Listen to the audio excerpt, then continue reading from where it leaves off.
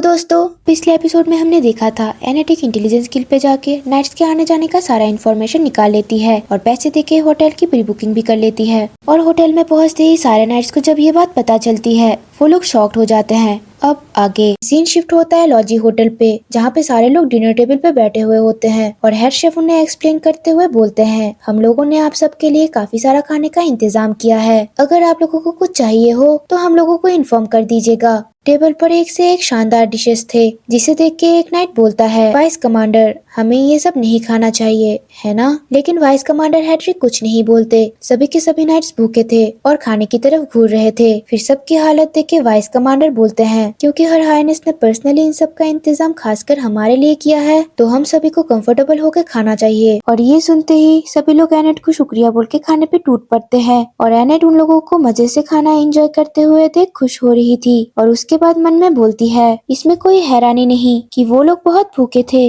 उन्होंने ना ढंग से खाना खाया था, ना ही ठीक से आराम लिया था। तभी फेरल एनेट से पूछता है, योर हाइनेस, आपने हमारे लिए इतने सारे कमरों का इंतजाम कैसे किया? एनेट वाइन का ग्लास उठाते हुए बोलती है, मैंने सुना था जो लोग कैपिटल में आते हैं वो लोग चाहते हैं कि लॉजी होटल पे रहे। फेरल फिर से बोलता है, पर फिर भी योर हाइनेस, आपने कैसे ये सब कुछ मैनेज किया? फिर एनेट वाइन का एक सिप लेते हुए बोलती है, क्या तुम्हें लगा था कि हम एक ही दिन में नॉर्थ में पहुंच जाएंगे? एनेट हंसते हुए कहती है, हम यहाँ पे घूमने के लिए तो नहीं आए हैं, इसलिए मुझे लगा कि हम ज्यादा देर यहाँ पे नहीं रुकेंगे। और वैसे भी आप लोग मेरे लिए नॉर्थ से यहाँ पे इतनी दूर कैपिटल तक आए, तो मैंने सोचा बदले में मैं भी आप लोगों के लिए कुछ करूं। फिर एनेट मन में कहती है, मैं इन लोगों को कभी भी ये जानने नहीं दे सकती कि मैंने इन लोगों के बारे में इंफॉर्मेशन निकाले थे। फिर एनेट सभी लोगों को कहती है कि आप सब लोग खाना एंजॉय कीजिए और अच्छे से आराम कीजिए, मैं अपने रूम पे खाना खाऊंगी। एनेट जाते हुए सबसे कहती है, उम्मीद है सफर के बाद आप सब लोग पहले से ज्यादा बेहतर महसूस करेंगे। एनेट खुद पे प्राउड करते हुए मन में सोचती है, ये अच्छा था,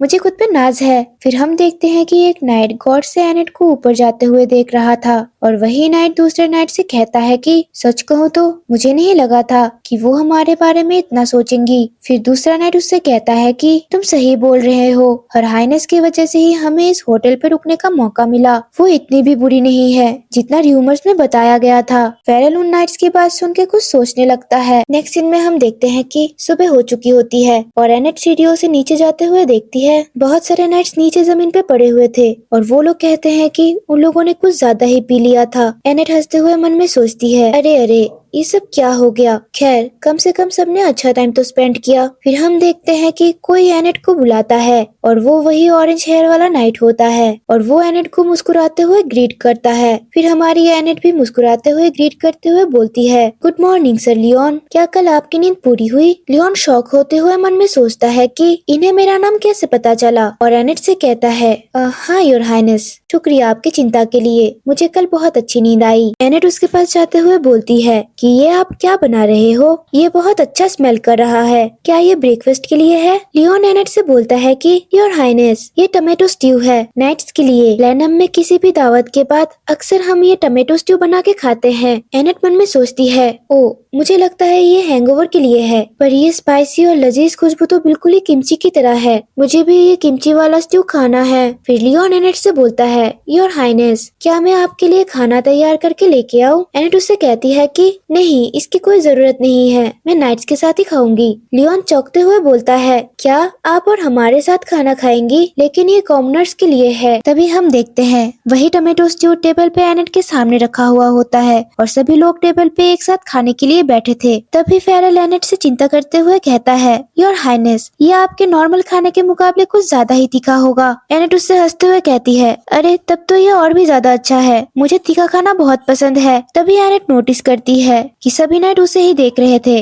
फिर उन लोगों को देखते हुए एनेट मन में सोचने लगती है, मुझे तो बिल्कुल कोई फॉरेनर की तरह महसूस हो रहा है जो कि पहली बार किमची ट्राई करने वाला है। उसके बाद एनेट उस स्ट्यू का एक स्पून लेती ही है कि वो बहुत ज्यादा खुश हो जाती है और हैरानी से सोचने लगती है, जब से मैं यहाँ पे पॉजेस होके आई थी तब से ये तीखापन मैं बहुत ज्यादा मिस कर रही थी। फिर एनेट उसका दूसरा स्पून लेते हुए सोचती है, ये गहरा तीखा स्वाद जो एक कोरियन के दिल को बहुत ज्यादा एक्साइट कर दे। उसके बाद एनेट प्लेट को उठा के टिपिकल कोरियन स्टाइल में खाने लग जाती है। है और सारे नाइट्स उसे खाते हुए हैरानी से देखने लग जाते हैं। उसके बाद वो खाना खत्म करके खुश होकर बोलती है, ये सच में बहुत अच्छा था, मैं अंदर से बहुत ज्यादा ही रिफ्रेशिंग महसूस कर रही हूँ। फिर सारे नाइट्स एक्साइटेड होकर कहने लगते हैं, क्या तुमने सुना, हर हाइनेस ने अभी बोला कि ये रिफ्रेशिंग है। उसके बाद लियोन खुश होकर एनेट से कहता है, ब्लेनम में सबको ये स्ट्यू बहुत ज्यादा पसंद है। ज्यादातर बाहर के लोग इस स्ट्यू का एक बाइट भी नहीं ले सकते क्योंकि ये बहुत ज्यादा स्पाइसी होता है। एनेट खुश होकर सोचने लगती है कि ये पहली बार है जब ये लोग मेरे साथ कंफर्टेबल होकर बात कर रहे हैं। उसके बाद वो बोलती है कि क्या मुझे ये एक और प्लेट मिल सकता है, और फेरल एनेट को खुश होकर देखने लगता है। फिर सीन शिफ्ट होता है ब्लेनम पे,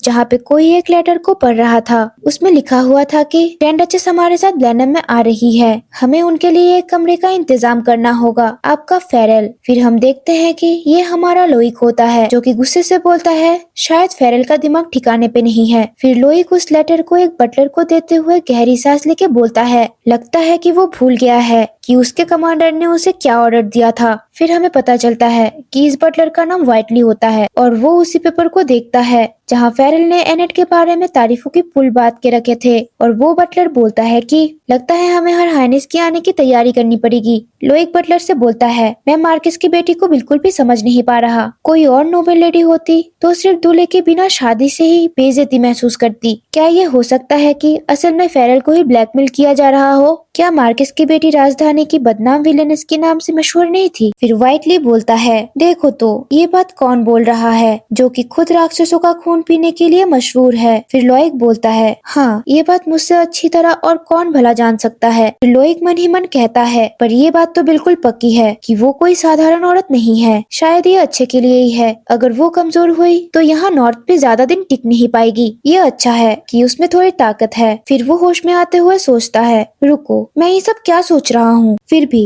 एक हफ्ते तक गैरेज में सफर करने के बाद में मार्केस की बेटी को हम तुरंत वापस नहीं भेज सकते। फिर वो बटलर से बोलता है, उसके लिए एक कमरे का इंतजाम करो, कुछ ही दिनों में ही हम उसे वापस भेज देंगे। बटलर बोलता है, समझ गया योर हाइनेस। लोइक मन में कहता है, हाँ बस इतना ही, सिर्फ नाम की पत्नी के लिए मेरी मेहरबानी बस इतनी तक ही है। नेक्स्ट सीन में हमें दिखाया जाता है कि लोजी होटल से निकलते ही और कैपिटल की गेट पार करते ही वो लोग सीधा नॉर्थ की ओर आगे बढ़ जाते हैं। जैसे जैसे वो लोग नॉर्थ की तरफ बढ़ते हैं उतना ही ठंड बढ़ रहा था और स्नोफॉल हो रहा था। उसके बाद हमें एक जगह दिखाई जाती है जो कि पूरी तरह स्नो से कवर्ड थी। एक नाइट एक बाल्टी को लेके सुबह सुबह एक नदी की तरफ बढ़ रहा था क्योंकि फेरल ने उससे रिक्वेस्ट किया था कि हर हाइनेस बाकी नाइट्स की तरह ऐसे ही बर्फीले पानी से मुंह नहीं धो सकती। वो नाइट चलते हुए मन में सोचता है, अभी इस ठंड में गर्म पानी भी बनाओ, क्या सर दर्द है। फिर वो नाइट किसी को रिवर के पास देखता है जो कि मुंह धो रहा था और मन में सोचता है, अरे ये कौन है, बड़ा ही अजीब टोपी है। फिर वो नाइट उसके पास जाके बोलता है, हे तुमने ऐसी अजीब टोपी क्यों पहनी है? फिर वो पर्सन बोलता है, ओ सर जोहस। फिर वो फ्रीज होके उसे देखने लगता है और दोस्तों वो और कोई नहीं हमारी एनेट होती है। जोहस उसे कंफ्यूज होकर ग्रीट करता है। एनेट जोहस से पूछती है, क्या आप भी यहाँ पे फेस वॉश करने के लिए आए हैं सर जोहस? जोहस थोड़ा झिझकते हुए एनेट से बोलता है, मैं तो बस आपके लिए पानी गर्म करने के लिए आया था योर हाइनेस। एनेट उससे पूछती है, क्या गर्म पानी? तुम इसके लिए इतना टेंशन मत लो, नदी का पानी बहुत ही ज्यादा अच्छा और रिफ्रेशिंग है, मेरी चिंता मत कीजिए और आप कंफर्टेबल होके अपना मुंह धो लीजिए। और जोहस उसे कंफ्यूज होके देखता रहता है। फिर एनेट मन में कहती है, मैंने ठीक ठाक ठंडे पानी से वॉशअप कर लिया और मैंने नाइट्स के साथ थोड़ा शो ऑफ करते हुए खाना भी बना लिया। सारे नाइट्स मुझे चीयर कर रहे थे और सारे नाइट्स को हर हाइनेस के साथ ऐसे घुलते मिलते हुए देख फेरल बस शौक होके देखने लगता है। और एनेट बोलती है, होटल के बजाय जंगलों में भी मैं घोड़े बेच के सोई। और लियोन उसको ऐसे घोड़े बेच के सोते हुए देख के सोचता है, क्या एक कैटरपिलर? फिर सीन शिफ्ट होता है और हम देखते हैं कोई कह रहा होता है कि सब लोग चलो निकलते हैं। एनेट अपना सामान बांधते हुए सोचती है, लगता है हमें अभी भी काफी लंबा सफर तय करना बाकी है। फिर नाइट्स एनेट से उसका सामान लेते हुए कहते हैं, योर हाइनेस आप इसे हमें संभालने दीजिए, ये सब हम पर छोड़ दीजिए।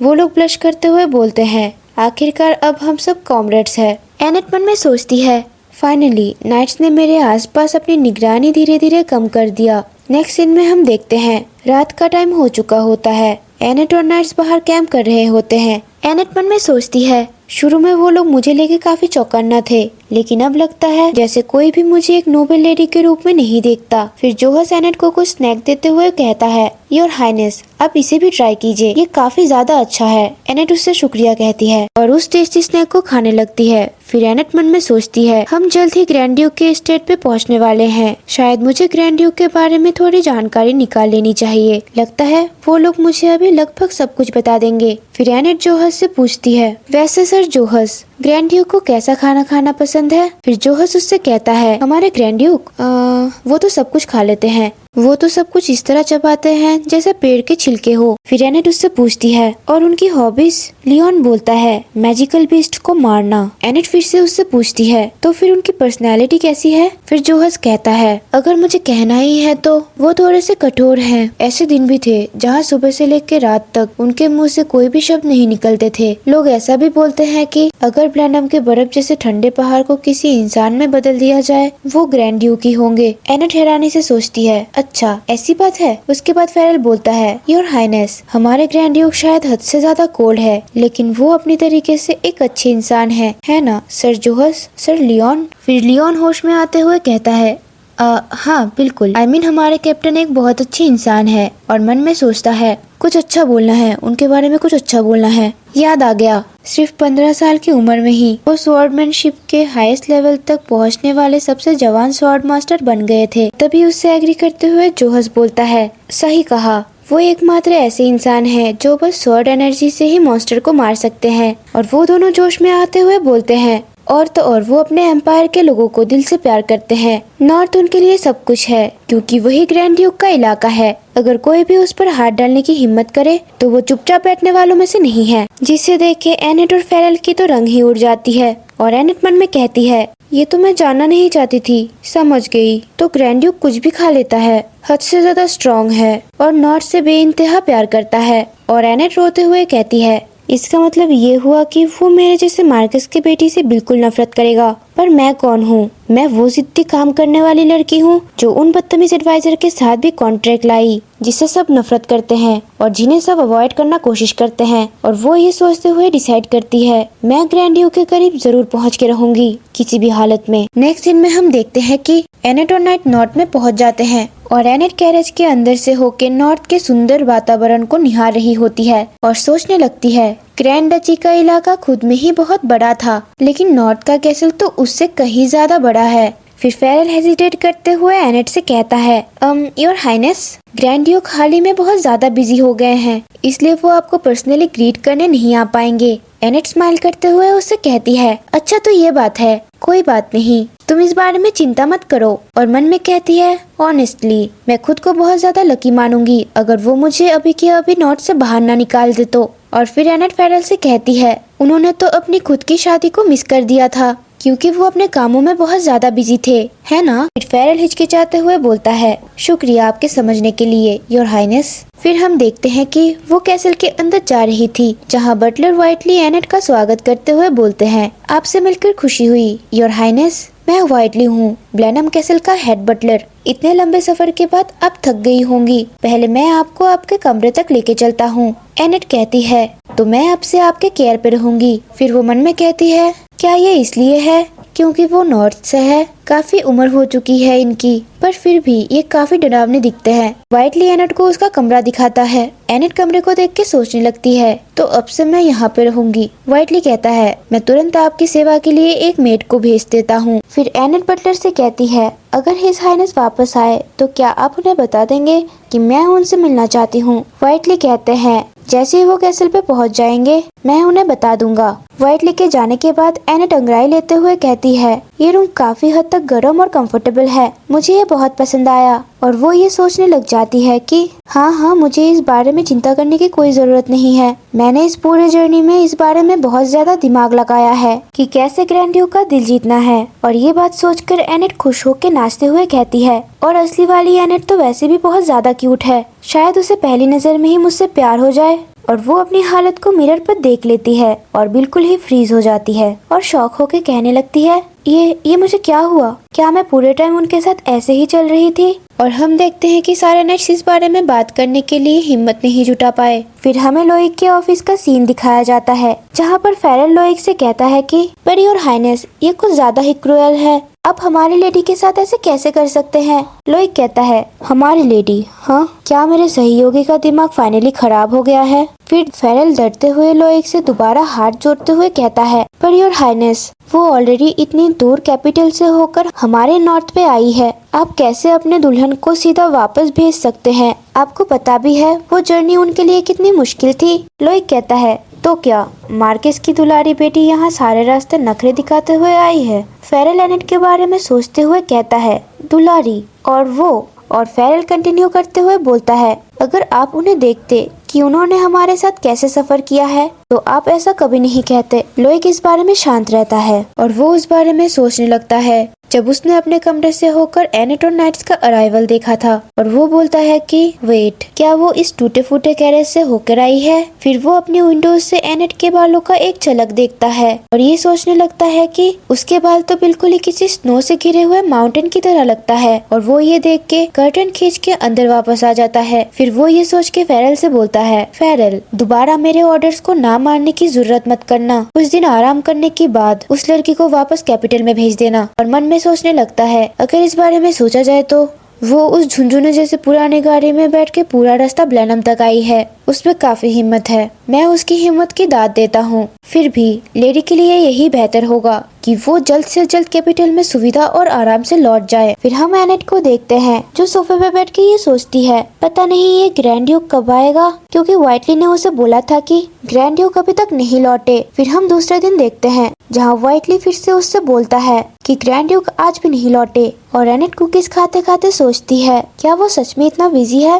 नेक्स्ट सीन में हम उसके बाद का दिन देखते हैं जहाँ एनेट बोर होते हुए सोचती है, शायद आज भी ग्रैंड ड्यूक नहीं आने वाला। और उसके बाद वाले दिन हम देखते हैं एनेट ऐसे ही बस इंतजार करते हुए सोफे पे लेटी हुई थी, और वो अचानक से उठ के चिल्लाते हुए कहती है, वो मुझे इस पॉइंट पे जरूर अवॉइड कर रहा है ना? अगर ग्रैंड ड्यूक मेरे साथ ऐसा कर रहा है तो लगता है मेरे पास और कोई चारा नहीं है। और वो जोश में आते हुए कहती है, मुझे खुद ही इसके बारे में कुछ करना होगा। अब तुम मेरा कमाल देखने के लिए तैयार हो जाओ ग्रैंड ड्यूक। गाइस, आज के लिए बस इतना ही। मिलते हैं इसके नेक्स्ट एपिसोड में। Let me know your thoughts in the comment section below, and या do like, subscribe and share this video with your friends. तब तक के लिए बाय बाय।